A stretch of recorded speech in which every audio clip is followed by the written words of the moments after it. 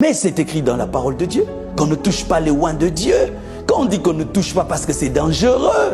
Parce que c'est dangereux. Le problème, c'est que nous prêchons la gentillesse de Dieu alors que Dieu n'est pas gentil, Dieu est bon. Dans la bonté, il y a aussi la correction. Mais nous devons savoir que Dieu, c'est un feu dévorant. Nous devons arrêter de présenter Dieu sans parler du côté feu dévorant.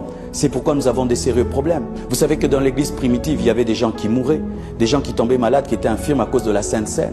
On ne le dit pas, mais c'est vrai. On donne la Sainte Seine aux gens, mange, mange, mange, mange. Mais il est écrit dans la parole que certains qui ont pris indignement la Sainte Seine mouraient, devenaient infirmes. On ne donne pas la Sainte Seine comme ça, il faut manger, il faut manger. C'est un repas dangereux, c'est ce que Paul nous dit. C'est ce que Paul nous dit. Nous voulons éluder cette partie-là de Dieu parce qu'elle nous effraie.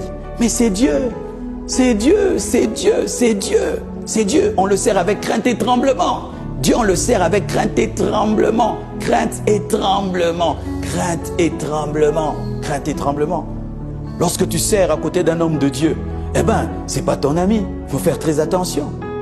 Lorsque tu es à côté d'un oint de Dieu, il peut rire, mais fais très attention. C'est une cabine électrique. Ah oui, il faut le savoir, il faut le savoir. Qui peut dire des bonnes choses qui t'arrivent et des mauvaises choses aussi qui t'arrivent. Oui, il faut le savoir.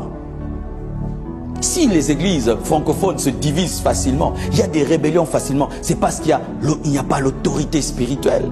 Que les gens peuvent se lever, ils coupent en deux une église, il s'en va et puis rien ne lui arrive. Ailleurs tu oses le faire, mais c'est terrible, tu vas venir demander pardon parce que des choses vont t'arriver.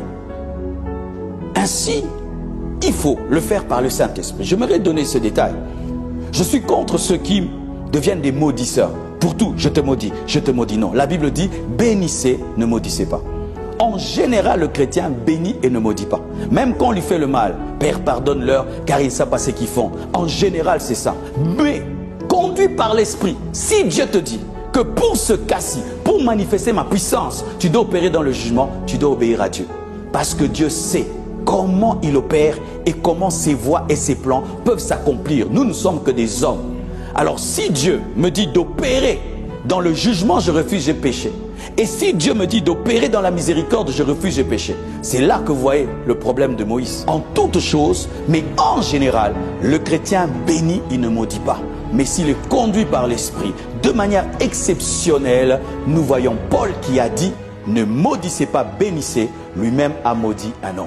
Alléluia.